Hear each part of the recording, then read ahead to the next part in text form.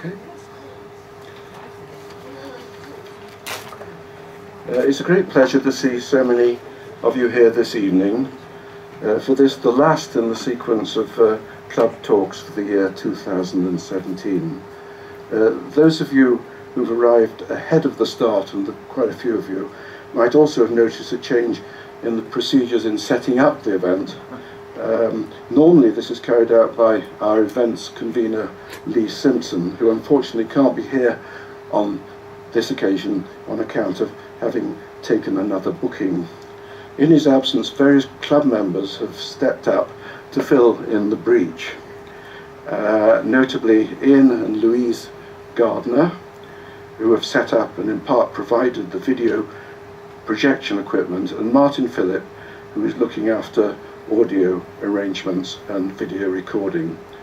Our thanks go out to them then, and let's hope that we can manage to recreate something of the skillful yet unobtrusive management which is normally provided by Lee, to whom the club has been indebted over so many years. Our speaker this evening, Dr Ralph McLean, is Curator of Manuscripts for the Long 18th Century at the National Library of Scotland, where among his duties he has responsibility for the vast collection of manuscripts relating to Sir Walter Scott. Ralph formerly worked until 2014 as a research associate at the University of Glasgow on the AHRC-funded project Editing Robert Burns in the 21st Century. He has written a number of articles on the Scottish Enlightenment and has produced an edition of John Hume's tragedy Douglas, which includes for the first time the pamphlet material surrounding its controversial history. Along with Dr Ronnie Young at the University of Glasgow, he has recently edited a collection of essays entitled The Scottish Enlightenment and Literary Culture, 2017, which examines the impact on Enlightenment thought on imaginative literature in Scotland during the Enlightenment and beyond. Among his most recent talks, I notice, at the National Library of Scotland has been one on Alexander Howland Smith, otherwise known as Antique Smith, famous, or infamous rather, for his forgeries of Scott autograph manuscripts. His topic today is especially timely since it was in November 1817, exactly 200 years ago, that Scott first contracted for his novel The Heart of Midlothian, whose title was then first mentioned by him. Dr McLean's talk will focus on the differences between the historical reality of the Porteous riots of 1736 and the version presented in Scott's novel. He will also address the history of Captain John Porteous and his relationship with the city of Edinburgh, as well as examining the aftermath of the riots and what this meant for Edinburgh itself. Dr Ralph McLean.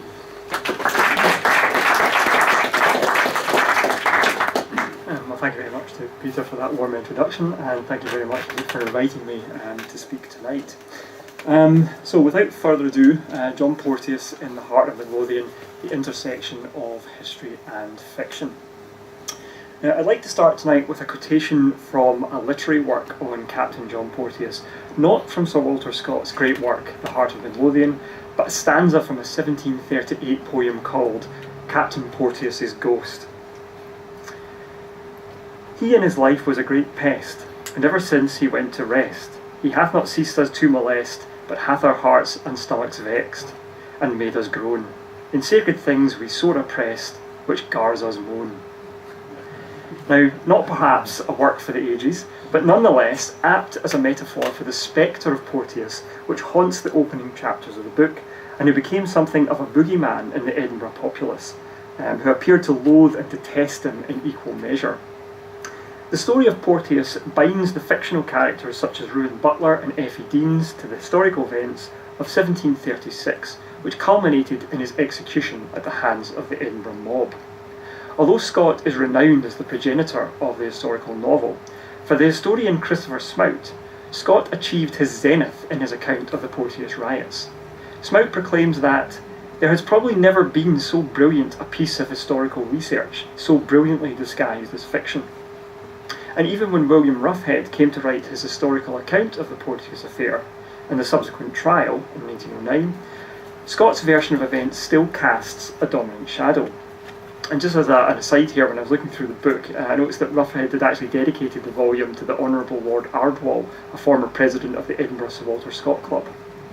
Now, in a review of the book, the Scotsman addressed Scott's account and noted that he gave a stirring description of the riot. However, to Scott it was but an episode, although a leading one in his delightful tale, and there is room, the editor opines, for a more particular relation to that strange business. And for the purposes of this talk, I for one am glad to hear that. Scott provides a highly detailed account of the mechanics of the riots, as well as delving into events that brought the citizenry of Edinburgh to lynch the captain of the city guard at the Grassmarket. However, it's worthwhile investigating these events in detail to say a bit more about the people involved, and also to identify why the mob targeted Porteous so specifically for their reprisals. Even the appellation given to the event, the Porteous riots, is something of a misnomer, as there was no notable riot. With the exception of the vengeance carried out specifically against Porteous, there was no robbery, no violence, and no injury to person or property. Weapons taken from the guardhouse were left in the street, and an oft-repeated story that even the rope used to hang Porteous was paid for. And at the same time, this talk will showcase some of the manuscript collections held at the National Library of Scotland that relate to the Porteous riot, not least, of course, Walter Scott's interleaved set of Waverley novels that contain extensive additions and notes to the Porteous affair. And here are those volumes sitting handsomely on the shelves. Now, the origins of the Porteous riot. Now, the origins of the riot actually begin not in Edinburgh, but in Fife in January 1736, where three smugglers, Andrew Wilson, George Robertson, and William Hall, arrived in Kinghorn with plans to rob the excise. In the novel, Wilson and Robertson take centre stage, whereas Hall has been somewhat sidelined. As will become clearly apparent, Scots in the early part of the 18th century were far from supportive of those who worked for the excise, and in general were resentful of the increased levels of taxation and revenue generation that had been introduced in the aftermath of the Union of 1707. The historian Christopher Whatley notes that the Porteous riots and also the malt tax riots, which took place around Scotland in 1725, but most infamously in Glasgow, were both particularly violent episodes which occurred during a period of widespread hostility to both tax collectors and the military forces which were deployed to resist that or repress that hostility. Scotland after 1707 was in fact set up to collect revenues more effectively, which led to an increase in smuggling in the country. As a consequence, attempts to steal from them were actually viewed as merely taking back what was owed, and many people were sympathetic to the activities of the smugglers. Indeed, some commentators have remarked that in the post-Union period, smuggling had become something of a national sport in Scotland.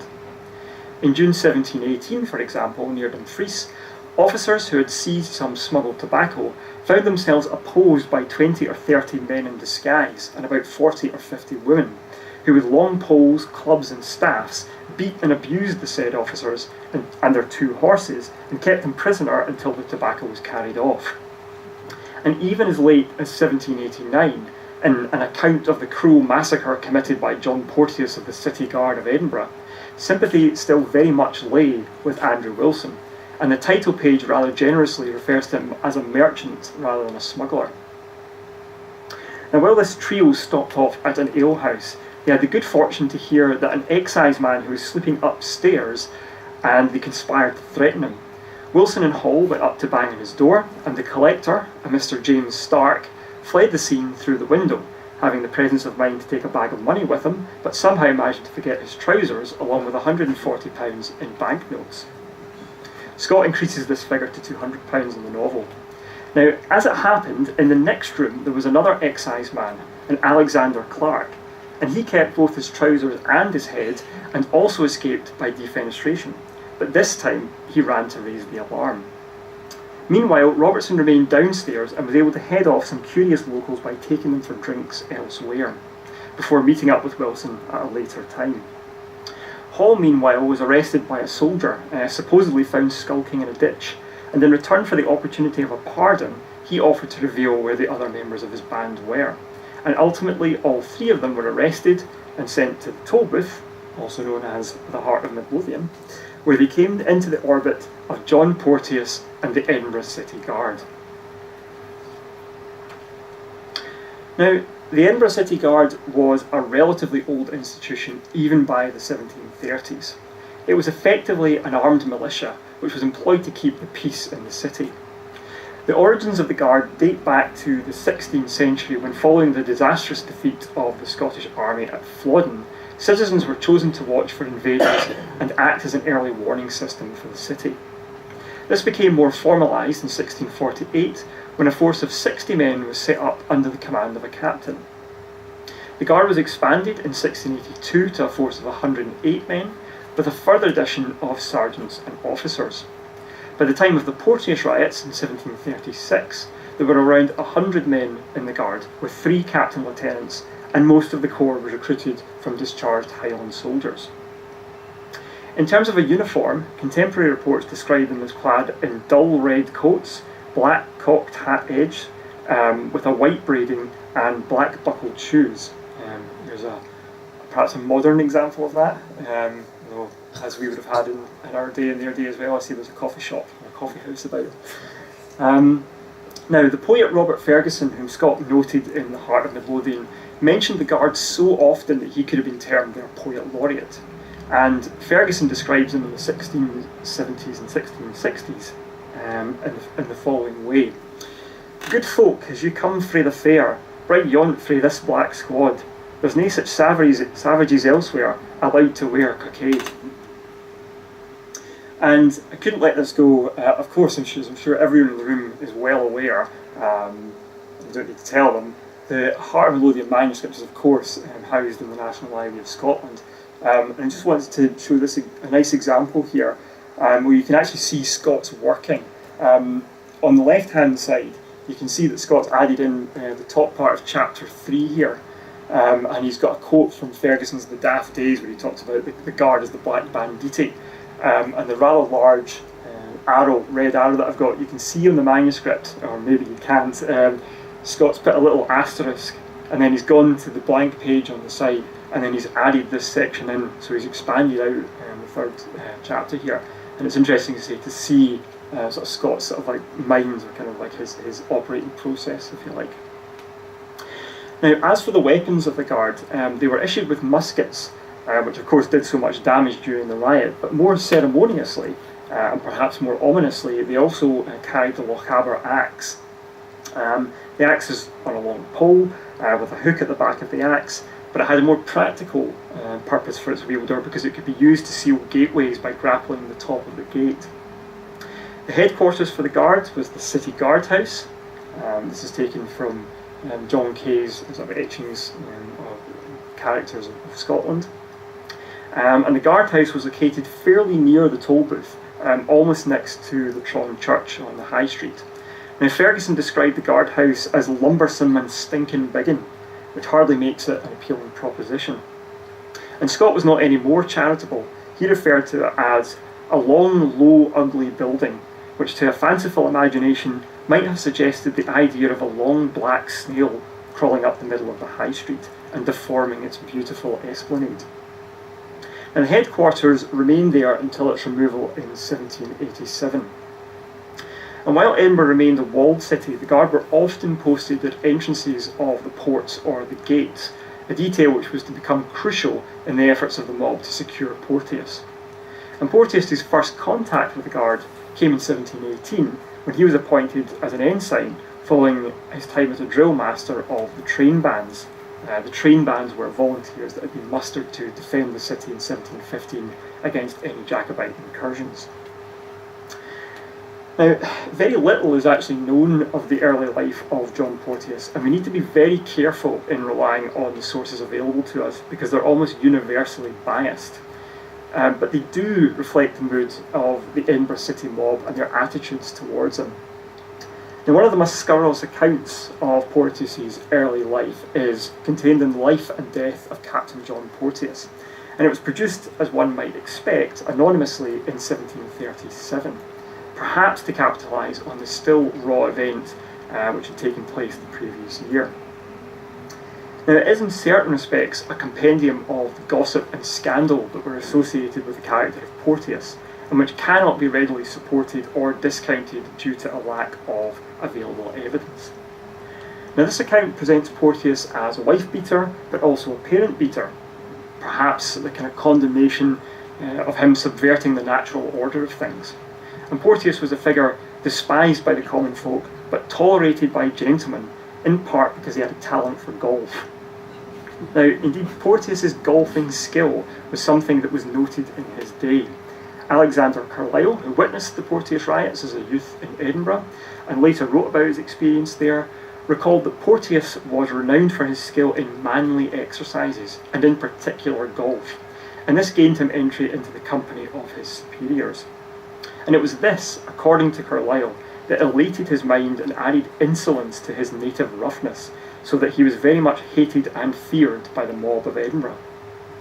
And Carlyle also noted that the Lord Advocate Duncan Forbes was a golfing partner, and Porteous was known to play on Leith Links, which itself was identified as a golfing arena by a near-contemporary poem by Thomas Matheson called The Golf, published in 1743. Now, while praying to the golfing god, who else but Golfina, for success on the fairways and greens, Matheson proclaims, "North from Edina, 8 furlongs and more, lies the famed field on Fortha's sounding shore. Here Caledonian chiefs for health resort, confirm their sinews by the manly sport." And although he was accepted as a talent, he also had a bit of a temper, and contemporary reports relate that he didn't take well to losing, and was known to kind of storm off the fairways and greens if he lost matches. Now, Porteous's father Stephen was a tailor, noted as a good, honest man in the whole conduct of his life, but his greatest misfortune was to have a son such as John was. And again, the life and death of Captain Porteous presents a rather jaundiced view of an overindulgent mother who was not resolute enough to discipline her son for his vices, and only too late realised the error of her ways. And straight from the "So You Kiss Your Mother With That Mouth" collection, when she supposedly told them that he would be hanged, he responded by saying, "The devil a one was to blame for it, but the bitch that bare him, if it should be so." Now, rather than follow his father into the family business, Porteous instead joined the Dutch brigade and moved to the continent. Claims were made that Porteous murdered his captain while serving with the brigade. Naturally, this was never proven, but this anecdote does serve at least to get him back into the country. It explains how he came back to Scotland. More moustache-twirling villainy followed when he returned to his parents' house, for example, denying his father a fire during winter time in his room. And later, when he took up his position as captain of the guard, he supposedly had all the body houses under his command, and he, quote, "let out his authority less or more upon them as they were willing to gratify him." Now, what we can say for certain about Porteous is that he was hired as the drill master for the train bands owing to his military experience.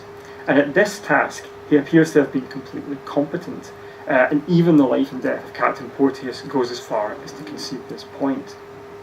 In January 1726, Porteous was elected as one of the 3 captain lieutenants.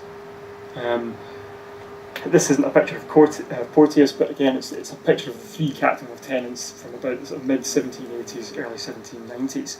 At the bottom of the image, I don't know if you can make it out, it says 3 captains of Pilate's Guard. And this is a joke, effectively saying that the guard itself is so old that when Julius Caesar came to Britain, several of the guard went back and formed part of the guard of Pontius Pilate. And that sort of is stuck, if you like. Now, part of the reason for Porteous's promotion when he was elected to the position of captain of the city guard may have been as a result of his changing social fortunes. Porteous courted a gentlewoman by the name of Isabel Gordon, and with the help of the provost at the time, John Campbell, the 2 were married. Now, Campbell appears to have aided Porteous with his promotion and an increase in pay, so that he could afford to keep her into a manner in which she was accustomed. And this is certainly one interpretation of events.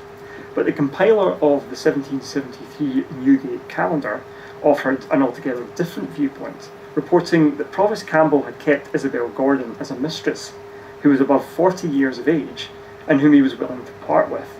He desired to do so in a genteel manner, by giving her a sum of money and getting someone who was in want of it to take her off his hands. Now, that Porteous was something of a rough and ready character does not appear to be in any doubt. There is a record of him acting in a savage manner in 1732 when quelling a skirmish over the appointment of a minister at the West Kirk. And in July 1735, he and another captain of the city guard, John Ferguson, were dismissed from their commands after fighting with each other in the borough room in the presence of the town council magistrates. Both men were temporarily removed from their posts, but both were ultimately reinstated. And this pugnacious attitude was also directed against the mob of Edinburgh, and in a sense, the detestation of the mob would indicate that Porteous was actually effective at carrying out his job. As someone hired to curtail and manage the excesses of the mob, his continued successes against them would hardly have endeared himself to them. The town council minutes relate that he was employed in a number of responsible posts in the city for around 21 years, and he testified to his fitness and his qualifications in holding the various offices to which he was appointed. It could well be argued that in a tougher age, in order to deal with a mob which was potentially far more violent and aggressive than anything that exists in contemporary society, the brutal skills possessed by Porteous and his ability to execute them demonstrate that employment of such an individual was necessary to maintain public order. Now clearly then, by the time that Wilson, Robertson and Hall came to trial in 1736, public sympathy was still very much located with the smugglers and not the captain of the city guard, who would oversee any death sentences that were to be handed out to the prisoners. Now both Wilson and Robertson were sentenced to be hanged, and while Hall had turned his friends in for the promise of a more lenient sentence, he had his commuted to transportation to the penal colonies for life. Now Wilson and Robertson did their best to escape from prison, using files and saws smuggled in by sympathisers, who reportedly dressed as women and sang psalms outside to cover the noise made by the sawing of the prison bars. Now one of the prisoners who was with them did escape through the window and down 3 stories by a rope, but Wilson, who by all accounts was more generously proportioned, managed to get stuck in the window and prevented any more inmates from escaping before he was discovered. Now, a few days later, both men were taken to the Tolbooth Kirk to contemplate their sins and also presented with another opportunity for an escape attempt. And the Caledonian Mercury for the 12th of April provides a detailed account of what occurred. So, Wilson boldly attempted to break out by wrenching himself out of the hands of 4 armed soldiers. Finding himself disappointed there, his next care was to employ the soldiers till Robertson should escape. This he effected by securing 2 of them in his arms, and after calling out, "Geordie, do for thy life," snatched hold of a 3rd with his teeth. Hereupon Robertson, after tripping up the 4th, jumped out of the seat and ran over the top of the pews with incredible agility, the audience opening a way for him. And notably, those in the church did their best to aid the escape, and while Robertson managed to get away, Wilson was returned to his cell in the Tolbooth. And his actions actually increased the popularity among the populace, and rumours began to spread around the taverns and pubs that another attempt to rescue him would be made. Now in the novel, Scott has this event take place at the end of the service, but the escape was in fact made at the beginning of the service. Indeed, as Robertson flew down the stairs at Parliament Close and onto the Cowgate, he tripped and was helped to his feet by Mr. Queen, the minister of the new kirk, who was on his way to the church. Now, as public feeling was so high, the magistrates decided that they would take no chances, and in addition to the city guard, who were there to keep order at the execution, Alexander Wilson, who was the provost, and the city magistrates instructed Porteous to contact General Moyle, who was the commander of the local forces, and to ask for a detachment of 150 soldiers to be drawn up in the Lawn Market on execution day. It was reported that this command was resented by Porteous, who perceived this as a slight against his own capacity to control the mob. The provost, Alexander Wilson, who had also ordered the city treasurer to furnish all of the guard with powder and shot and other such military ammunition as might be necessary for the use of the men in maintaining the peace of the town and supporting the execution of the laws. When Wilson was taken from the toll booth to the grass market, a huge crowd had gathered, and every window was taken up by sightseers who had paid for the privilege of a comfortable view. And almost 100 years later, things appear to have changed very little. That is with the exception of the venue, because after 1784, the site for executions was moved to a platform on the west end of the toll booth. So back to this image here, because this is based on an engraving or a picture, or engraving of a picture by Alexander Naismith, you can see the sort of scaffold effectively at the side of the toll booth, sort of post 1784. Now the library has a letter from a Robert Seaton to Charles Kirkpatrick Sharp in 1829, promising him that he can give him and Sir Walter Scott a share of a window from which to see the execution of the resurrectionist William Burke. Now, unfortunately it's a bit faded, the image here, but this, effectively what this letter is saying is that I can offer you a share in a window if you want to see this particular execution, and he's got a space for Charles Kirkpatrick Sharp and Sir Walter as well if they want to take him up on it. Now, the execution of Wilson did pass off without too much incident. A feared effort to rescue him from the fate never actually materialised, but trouble did begin after the hangman, John Dalgleish, ascended the ladder to cut down the body. Incidentally, Dalgleish had actually been placed in the toll booth prior to the execution in order to prevent him from being kidnapped. And at this time, it was the custom for 2 magistrates in attendance to witness the hanging and then to adjourn to a nearby tavern for a somewhat ghoulish dinner known as the Deed Chack. Now, after the body had hung for around 30 minutes, what they would do was be to signal from the tavern window that it was then to be taken down. And this time, some of the crowd called for the body to be removed early. And Porteous sent the town officer Andrew Thompson to the magistrates, and they commanded that the body was to hang for a further 15 minutes. After 10 minutes, the hangman went back up the ladder, only to be attacked with stones and other projectiles, and one even smashed his nose. Now, the anonymous author of The Life and Death of Captain Porteous was quite philosophical about this, and he said, "It is ordinary for the rabble at Edinburgh, moved with the common sentiments of humanity upon such occasions, without being able to comprehend the ends of society, to let fly stones at the hangman." Now, clearly, the hangman didn't care for this type of humanity, and he sought protection from the city guard, who were now attacked by the mob continuing to throw stones. Now, what happened next was recorded in numerous witness statements relating to the event, but most of these accounts incriminate Porteous. The most repeated version of events has Porteous waving his gun at the crowd and trying to push them back as they pressed against the guard. Porteous fired into the crowd, killing one young man, and then he ordered his reluctant men to fire. According to one of the soldiers of the guard, William Douglas, Porteous called out to his men, "Damn you buggers, fire your pieces!" And then the men did so. Now, what we've got here, in the Saltoun papers, because Lord Milton was the Justice Clerk, we have a lot of witness testimonies of people who were there at the event, and this is from William Douglas here. Again, the arrow indicates the line where he's recounting what Porteous had said in the order that Porteous gave. But there's numerous witness statements throughout this particular manuscript. Now the men they obeyed Porteous, they fired, but what they tried to do was, instead of firing directly at the crowd, they tried to fire above the crowd, but because there was so many people there, they ended up shooting some of the people in the windows above. And the guard itself retreated up the west bow, so just to give an idea of what that's like, they would have gone from the sort of bottom left hand of the screen up the west bow onto the high street and then back down to the guardhouse further down the high street. So as they were leaving and they were pursued by the crowd, they unleashed another volley, which again killed 3 more people. And then as they came across the lawn market, they passed by the regular troops who had been brought up just in case there was trouble. They arrived basically to see the city guard retreat in disarray.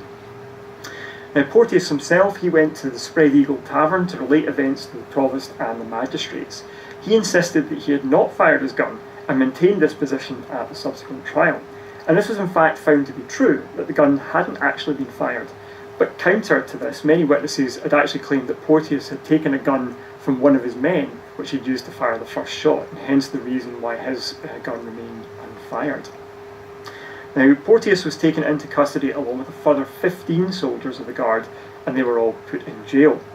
In fact, what we've got here, this is basically a collection of materials that have been taken from effectively prison lists from the Tolbooth in Edinburgh. And this particular entry, the red arrows pointing to the names of several of the soldiers who were arrested, or soldiers of the city guard who were arrested and put in the Tolbooth, with a description of what had happened. You can see the date down there, the 16th of April 1736. Now, on the 5th of July, Captain Porteous appeared at the High Court, where he was charged with firing at the crowd, causing death and injury, and having ordered his men to do likewise. Ominously, Duncan Forbes, Lord Culloden, or Duncan Forbes of Culloden, noted that had it not been for the city guard when escorting Porteous to his trial, then he would probably have been torn apart by the crowd. The defence rested on 5 key points. First of all, that men had been given orders by the provost to fire if there was any trouble. 2, that the stones thrown at the guards represented a threat to life. 3, that the soldiers of the guard were still smarting after Robertson's escape, and so despite Porteous's best efforts, were in a mood to fire. 4, that Porteous did not actually shout fire, he shouted do not fire. And 5, that a soldier stepped out from behind Porteous and fired the first shot, and Porteous tried to stop further firing. Now, with regard to point 2 on the throwing of stones, although none of the soldiers lost their lives as a result of this, and witnesses to the event effectively maintained that the barrage of projectiles was no worse than had been launched at any previous execution, nonetheless they were able to and did cause serious injury to the guard. Both Alexander Mushet and David Martin had their shoulder blades fractured by large stones. And witnesses for the defence made clear that the stones, the stones that were thrown at the city guard were sufficient to have caused death if they had landed in the right place. And therefore the soldiers were in fact correct in firing to protect themselves.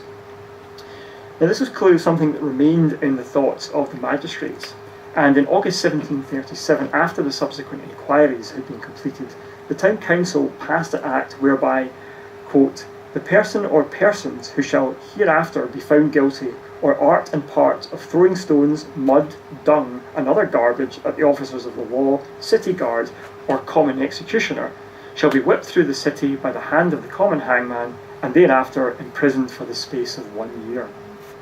And again, it's worth reiterating here that although around 20 shots were fired, according to witness testimonies, there was no popular outcry against the soldiers themselves, nor any demand that any one of them should be brought to trial for the crime, despite the fact that 15 of them remained in custody for their part in the riot. Now, of the 28 witnesses questioned, 19 swore that they had heard Porteous fire the first shot. These witnesses were positioned around the gibbet, either on the ground or hanging out of the windows. And of the 16 witnesses called for the defence, 8 of them swore that they saw another of the guard shoot first. Now, despite these pleas, the court ultimately found Porteous guilty of firing and of ordering his men to do the same, and he was condemned to be hanged on the 8th of September. Now, the London Magazine for July 1736 reported that the decision had actually been a very narrow one, 8-7 in favour of Porteous's guilt. Now, the verdict was certainly popular with the people in Scotland, or the people of Edinburgh, but less so with the gentry. And they soon had a petition of 50 senior figures in Scotland, which was then sent to Queen Caroline, and on the 3rd of September, this granted Porteous a reprieve of 6 weeks. Now, among the supporters of this petition was the Duke of Buccleuch, the Earls of Moray, Morton, Hume and Balcarres, and also General Moyle, who was the commander of the forces. Now, this did not go down well with the public, but the situation was completely misread by Lord Justice Clerk Andrew Fletcher, who wrote to the Duke of Newcastle to acknowledge the royal mercy and that it had been met with the approbation of those among the higher rank and the greatest distinction. And the few who grumble, he remarked, are only of the meaner sort. And as Edinburgh was to discover, they were most certainly not few in number. Now, as I said before, as Lord Justice Clerk, a number of the witness testimonies are contained in the Saltoun papers. Among these papers are Again, it's too small to see, unfortunately, but this is effectively a list of questions that were asked to all the witnesses, including number 7, which is, did you see Porteous fire the first shot? And this was made up by Lord Milton. We also have, on the other side of this, this is effectively a list of all the witnesses.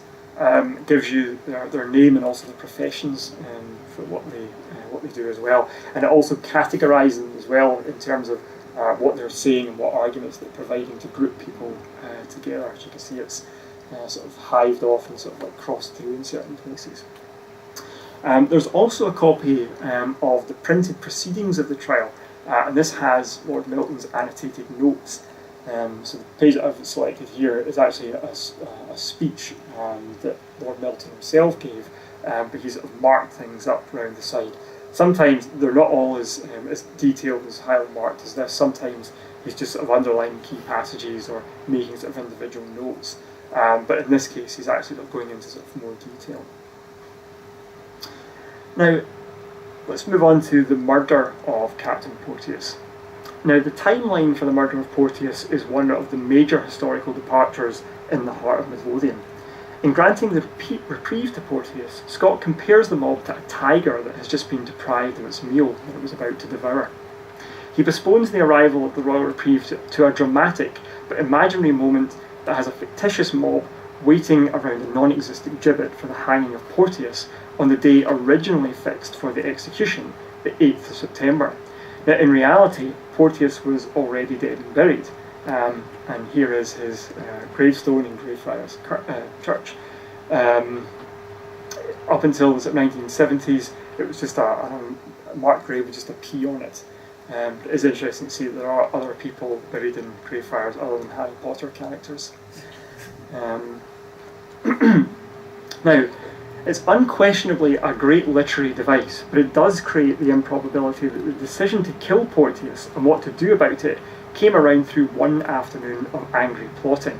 And here are the angry plotters marching through the streets of Edinburgh on their way to launch Porteous.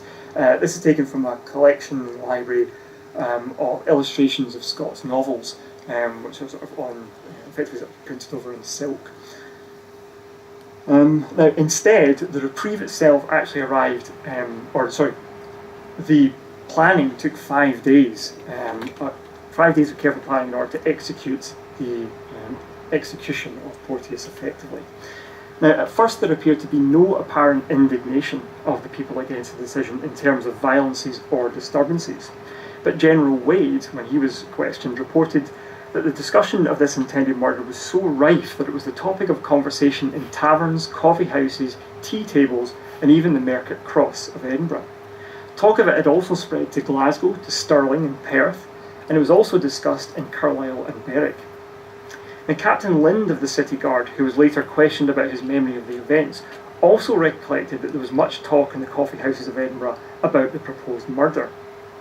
And on the 7th of September, a crowd began to gather in the western suburb of Portsborough. They seized the drum from the borough drummer's house, beating a call to arms before marching onto the West Port, and then onto the Cowgate and the Netherbow ports, by which the gateway, the gateway was stationed with troops in the Cannon Gate, and that's where people may have entered from. Now, the main body marched on the guardhouse and overpowered the soldiers there, taking their muskets and their Lochaber axes. And again, to reiterate, key feature of this riot was what they did not loot or rampage, and they didn't vent their rage against the soldiers of the City Guard either. None of them were harmed when they stormed the guardhouse. Now, while this was going on, Provost Alexander Wilson was informed about the mob and sent to the MP Patrick Lindsay to get word to General Moyle, who lived in Abbey Hill. And perhaps understandably, given what had just happened to Porteous, Moyle was unwilling to act without a warrant from the magistrates, and so the mob continued on while the soldiers looked on them without actually doing anything. And this was also true of Major Robertson, who had 50 troops stationed in the castle at this point. He too was not prepared to act without written orders, and so any potential relief that may have come from the castle didn't materialise.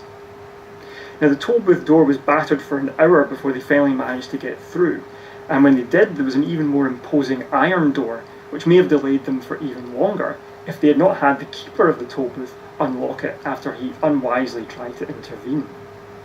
They attempted to free 17 other prisoners, including the soldiers of the guard who had been arrested with Porteous, and the other 8 had been sent to the Canongate toll booth. Again, here's a nice illustration of the Canongate toll booth from the illustrated works of Walter Scott. Now, one of the soldiers that was imprisoned in the Canongate toll booth, a William Allen, was able to escape in a woman's habit, which was given to him by a linen washer, and the others appear to have remained in the prison until November 1736, at which point they were released. Now, Scott's memorable description of the Porteous mob bursting through his cell door certainly adds to the macabre humour of the scene. Scott says, "To rush to the chimney, to ascend it at the risk of suffocation, was the only means which seemed to have occurred to him, but his progress was speedily stopped by one of those iron gratings which are, for the sake of security, usually placed across the vents of buildings designed for imprisonment. The bars, however, which impeded his further progress, served to support him in the situation which he had gained, and he seized them with a tenacious grab of one who esteemed himself clinging to his last hope of existence." Now, while this image may be the perfect imaginative realisation of the cowardly bully who gets his comeuppance, William Roughhead, in his work, The Trial of Captain Porteous, suggested that there was conflicting anecdotal evidence from the time, which indicated that when the mob burst into the cell bellowing his name, Porteous responded calmly, saying, "Gentlemen, I am here. What were you to do with me?" And the answer from the mob was, "We're here to carry you to the place where you shed so much innocent blood and hang you."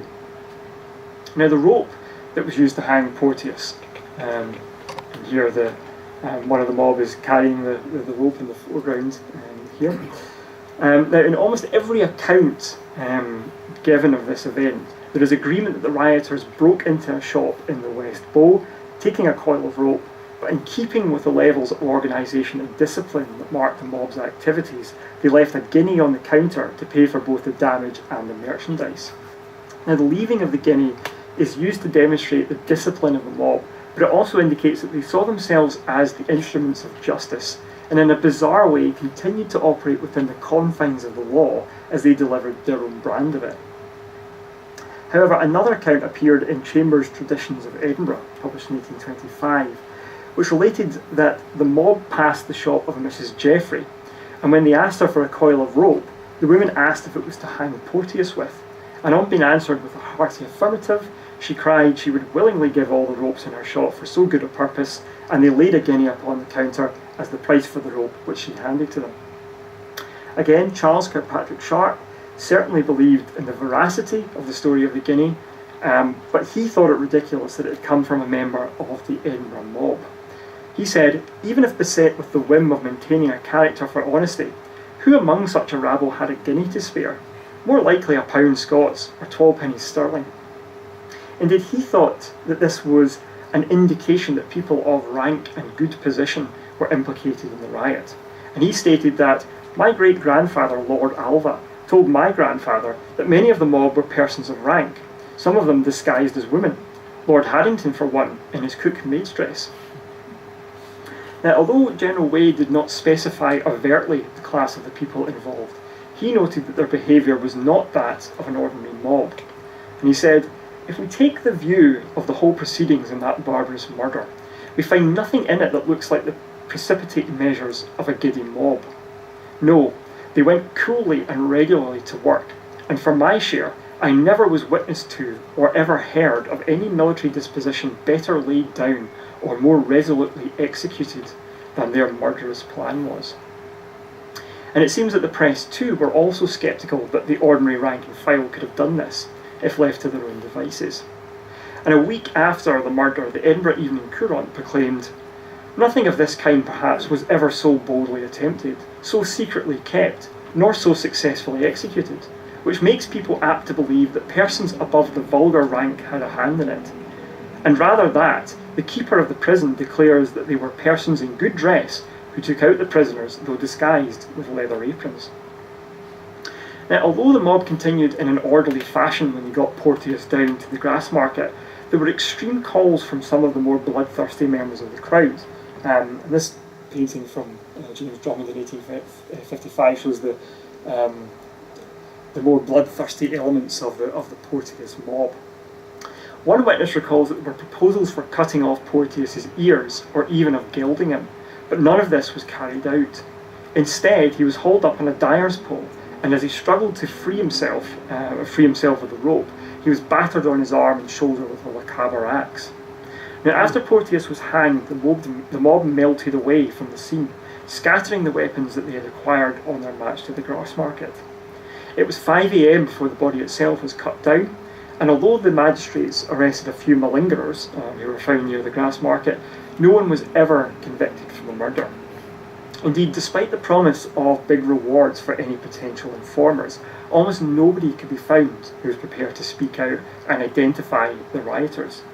On the 25th of September, a proclamation was issued offering a pardon to any of the rioters who, before the 20th of November, should discover or apprehend any of the others, and a reward of £200 was to be given for every person who had been discovered in this way and who were ultimately convicted. But still nobody came forward. Now, for his part, Scott believed that the original devisers of the scheme fled abroad before all of the investigations began, which in part accounted for the reason why nothing was found for the source of the riots. Now, the discipline of the mob, both during and after the riot, continued to give the British government some unease, and a procession of spectral Jacobites, Covenanters, and fanatical clergymen were conjured up as the planners and instigators of the riot. The magistrates, in response to what had just happened, ordered that the train bands should mount the guard nightly and armed with 100 firelocks and bayonets from the city armory to stand guard around the city. They dismissed as incompetent all the soldiers of the city guard and ordered that the gates of the Netherbow should be chained back. They also ordered a new door for the toll booth, and as a point of interest, it was this door, the replacement for its fire-damaged predecessor, which was later acquired by Scott following the demolition of the toll booth in 1817 and ended up on display at Abbotsford. And the interleaved set of Waverley novels contains a note on the toll booth where Scott recounts how he was presented with the stones of the gateway of the old building along with the door. Again, you can see on the left-hand side of the box put the asterisk, and then he sort of filled in the story of how he got the door. Now, only 2 men were ever brought to trial for the murder of Porteous. The first was William McLaughlin, who was a footman of the Countess of Weems. Now, McLaughlin, who along with 5 others, William Stirling, James Braidwood, William Stoddart, Peter Trail, and John Burney, who were all either Edinburgh tradesmen or assistants, were on a list of those who were thought to have had a hand in the murder. The proceedings of these men are described in a memorial drawn by the Solicitor General, Charles Erskine, on the instruction of Lord Iley. And Scott was presented with a manuscript copy of this, which is again in the interleaved set of the Waverley novels. And it was printed for the first time in his notes to the Heart of Midlothian. Now, Scott wrote that the memorial came from him from the kindness of a professional friend. And on the 11th of March 1737, McLaughlin was charged with being an accessory to the murder of Porteous. However, by the 22nd of March, he had been found unanimously not guilty of the crime, and he was released. Now, this was the fear of the prosecutors, that no jury, however selected from the Edinburgh citizenry, would find against any of the defendants. According to Roughhead, one of the only real benefits of the trial was the production of the testimony of eyewitness accounts, who threw some light on the behaviour of the mob. And in the case of McLaughlin, the memorial relates that the proofs were very strong against him, partly because it appeared that he had been seen among the crowd in the Lawn Market with a Lochaber axe that had been given to him by one of the mob.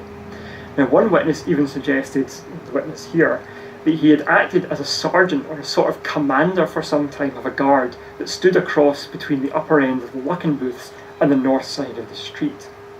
And this was with the purpose of preventing anyone getting to the toll booth to interfere with the removal of Porteous. However, a closer inspection of the witnesses revealed that he was using the axe not for his role in the murder, but rather as a physical support, because he was in fact vastly drunk during the whole time of the riot and was unable to either stand or speak.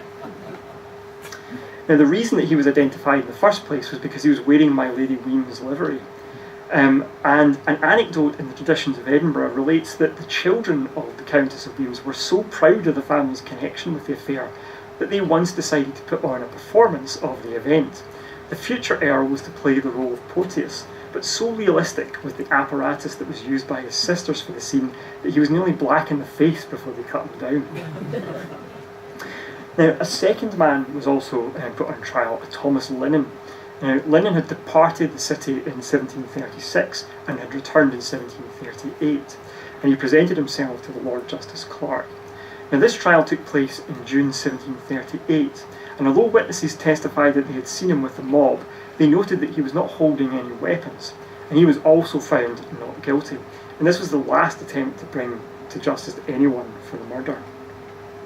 Now, Provost Wilson was called to account for the tragedy by the Duke of Newcastle, and he tried his best to excuse the magistrates of any negligence.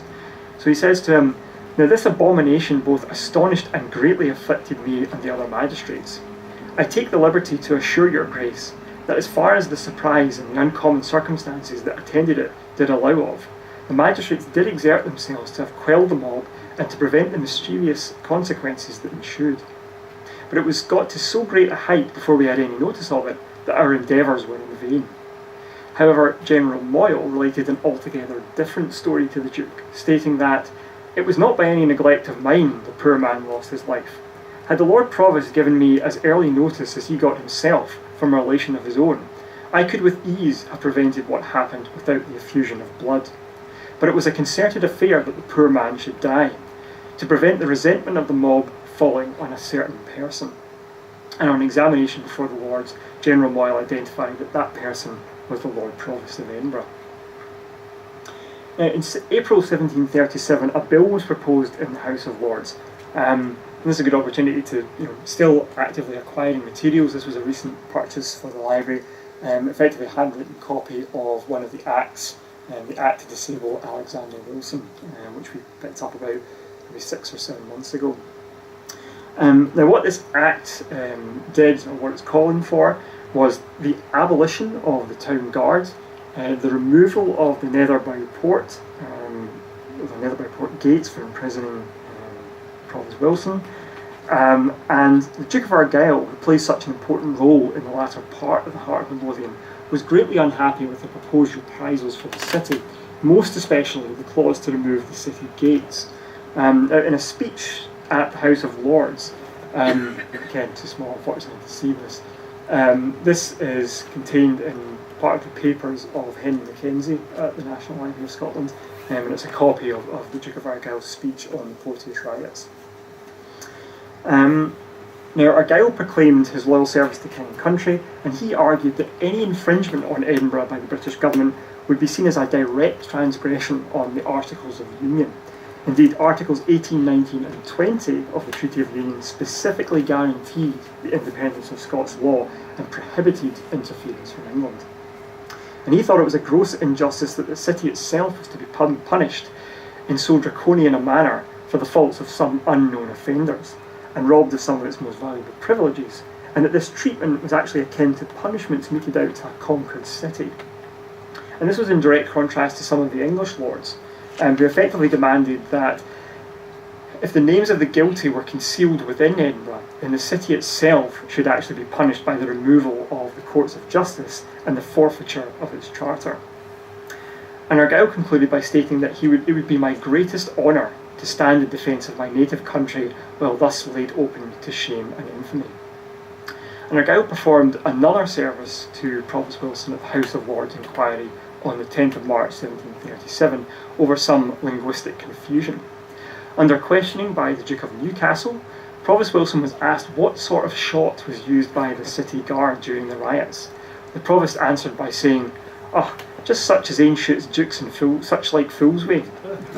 A furious Newcastle considered this to be a contempt of the House, but Wilson was aided in his vernacular by the Duke, who informed him and his colleagues that the Provost was in fact referring to ducks and waterfowls.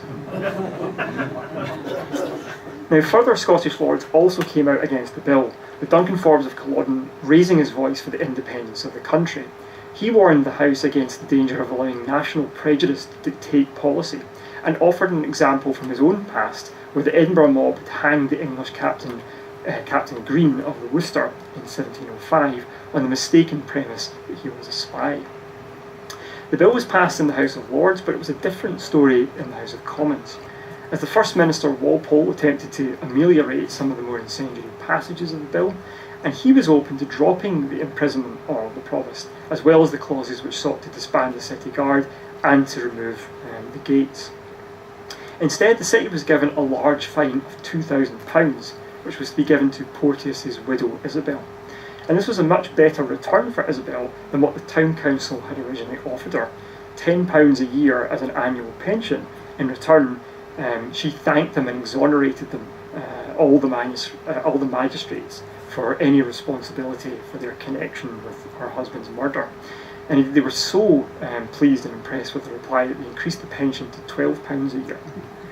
Now, Provost Wilson was ultimately spared a prison term, but he was not allowed to hold any position as a magistrate in Edinburgh or anywhere else in Britain. When Wilson made his return to the city, he was given a hero's welcome.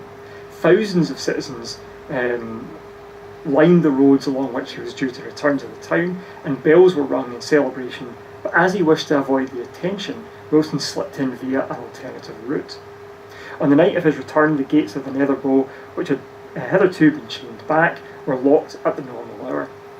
A less welcome reception was given to a witness by the name of Bailey, who had stated in a Commons inquiry that the riot had been fixed for Tuesday the 7th of September. He had returned to Leith by sea from London to avoid observation, but news of his landing at Leith had spread rapidly. Bells were rung, this time to alert the mob, who cried through the streets, "Bloody Bailey has come!" and he scrambled into the Edinburgh stagecoach and, under the protection of a lady passenger, managed to reach his home in safety. Now, another casualty of the fallout was Captain Lind of the City Guard, who was removed from his post by the city magistrates, a post which he'd held since 1732.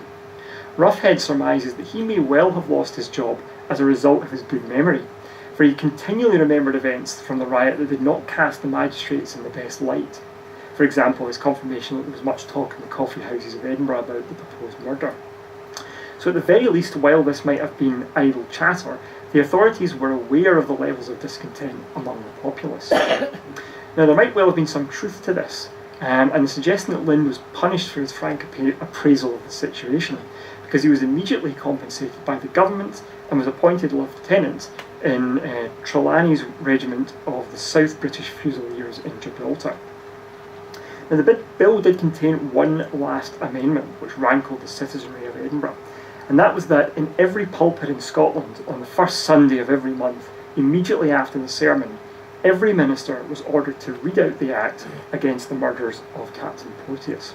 And any minister who did not do so was, after their first offence, to be declared incapable of sitting or voting in any church judicature, and for a second offence was not to be allowed to hold any ecclesiastical position in Scotland. Now, some ministers managed to get around this by reading out the Act after they had dismissed their flock. Now, although there were threats to the ministers, none of them were ever brought to any kind of trial, and slowly the event itself began to slip from memory as people moved on to other things. Now, the ghost of Porteous and the vengeance of the mob continued to haunt Edinburgh as a cautionary tale, and was referenced by the literati of the 18th century, even as the knowledge of the history of the event itself faded. In a newspaper article about the mutiny of the Seaforth Highlanders who encamped on Arthur's Seat in 1778, James Boswell noted that the inhabitants of the city were very much on the side of the Highlanders, and he cautioned that at least the mob was, and the history of Captain Porteous proves what an Edinburgh mob is. And Scott too knew what the Edinburgh mob was, and described it as one of the fiercest in Europe when roused. One of the key elements of the Heart of Midlothian was Scott's ability to take something that could ultimately have been relegated to a footnote in history, and intertwine it so effectively with his fictional narrative. Indeed, for those who do know something of the history of the Porteous riots, it's more than probable that it's Scott who's opened that particular window for them. As a writer renowned for the historical novel, the description and the depiction of those riots was one of Scott's most impressive achievements. Thank you.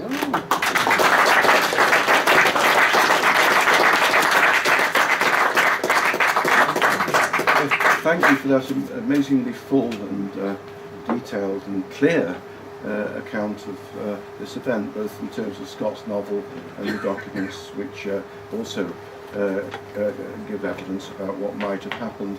We have about 10 minutes before the canopies are supposed to arrive, so I'm sure there are some questions.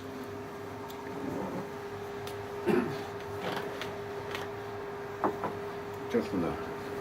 I was interested to hear that Porteous was convicted on an 8-7 jury verdict, and wondered if that might have been a factor in the royal pardon, because obviously in England at that time unanimity was required. In fact, only in 1974 was the 10-2 verdict, and there had been, well, even recently the Scottish government consulted on whether an 8-7 verdict was a safe one, and proposed the moving to a 10-5 or 11-4. So I wonder if this might have been a factor in the minds of those advising for a pardon, that this was not really a safe conviction. In terms of the 8-7 vote itself, I'm not entirely sure what the thinking was for that. There is a precedent from the Malt Tax riots in 1725. Captain Bushell, who opened fire on the rioters in Glasgow and then withdrew his troops to Dumbarton, likewise was given a reprieve as well.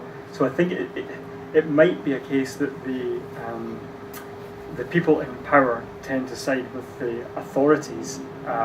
It would be interesting to see if there was any kind of trial or information about the Malt Tax riots that gave a verdict of an 8-7 or 10-5 or anything like that. But as I say, I think the precedent very much rests with the fact that they sided with the authority figures and tended to give the reprieve in those instances where the mob was causing destruction.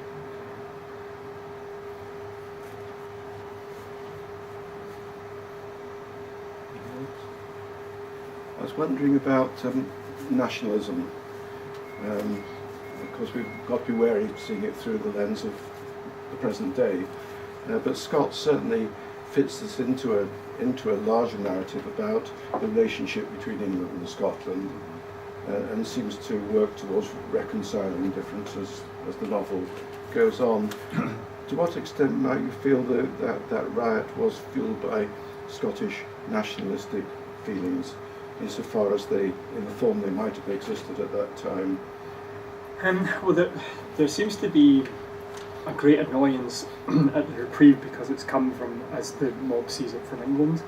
And there's again, as everything is with this one, it's a kind of an anecdotal story that after Porteous has been hanged, one of the mob says, that Queen Caroline can sort of like wipe her arse with the pardon now. So that there is this idea, again, attacking authority figures, and I don't know if the thing is entirely nationalistic though, as I say, because it's so specifically addressed against Porteous and what he did.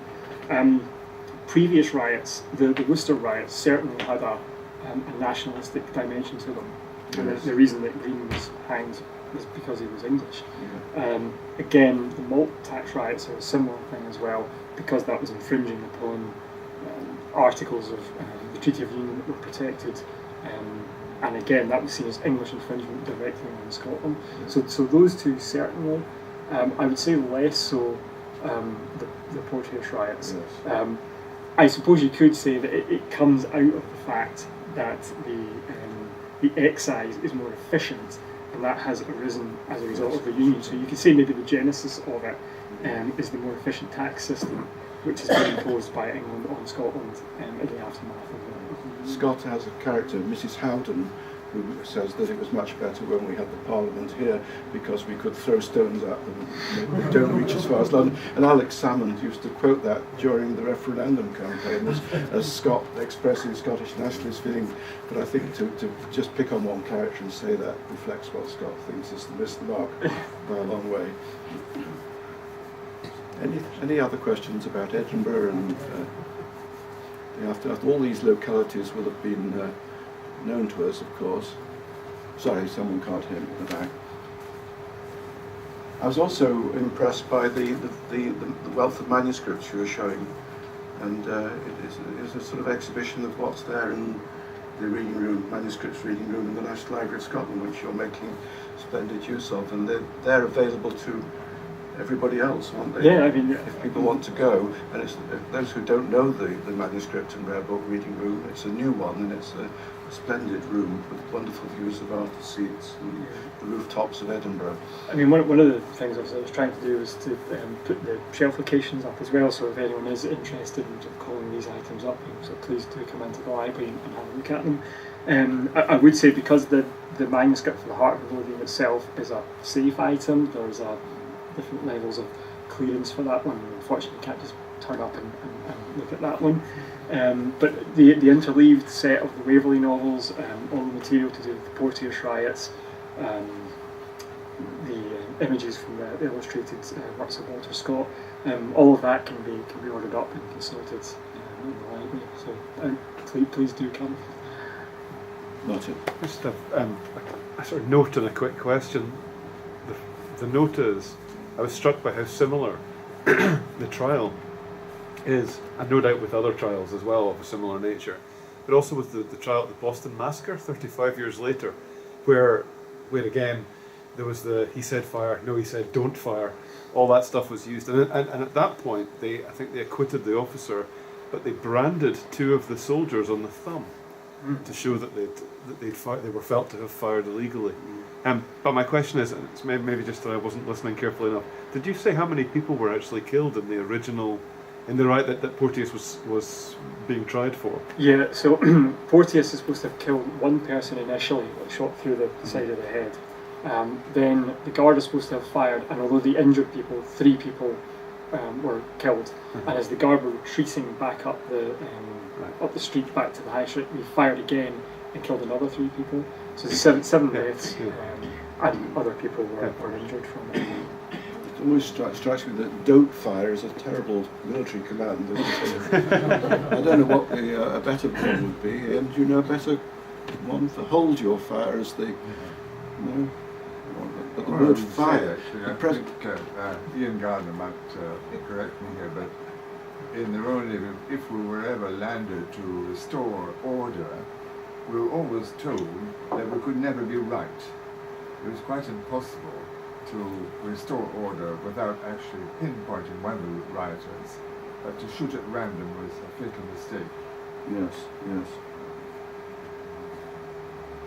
I mean, that's one of the things I should say, just even about the sources. I mean, and as maybe came across in the talk, for every version of events that's presented, there's another counter-argument to it.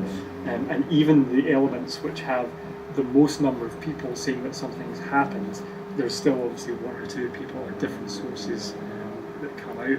So I mean, it's one of those. I mean, Scott's version of events is just as accurate as anyone else's.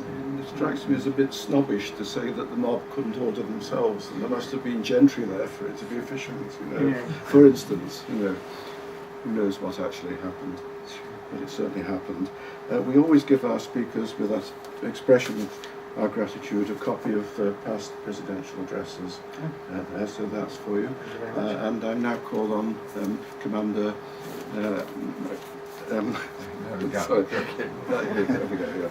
Well, ladies and gentlemen, this has been certainly an eye-opener for me. When I think about the Heart of Midlothian, I always think about Jeannie Deans and a long journey to London to meet Queen Caroline and the good offices of the Duke of Argyll, of course, as well.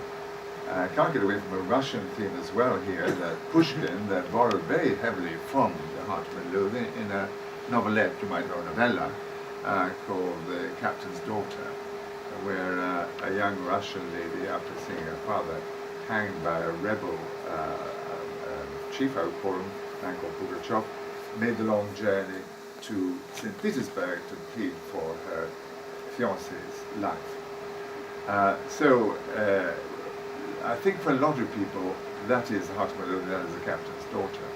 But being a historical novel, both were historical novels, you've got to set the scene by concrete fact, otherwise you can't use the word history in terms of the novel. And here tonight, Dr. McLean has given us a remarkably vivid and interesting account of this particular riot.